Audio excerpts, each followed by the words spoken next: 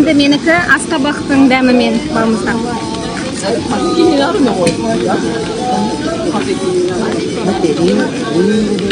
Мен асқабақтың дәмі шықпайтын сияқты, өте дәмді. Ортасынан жейтін. Ортасынан? Білмеймін ау.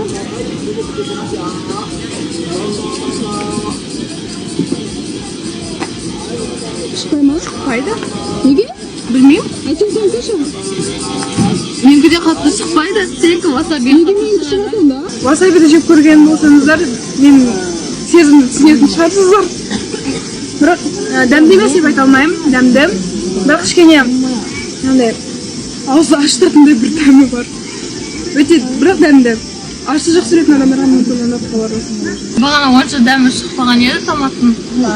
Қазір кәдімгідей шығып жатыр. Біртүрлі екен. Бірақ жеуге болады.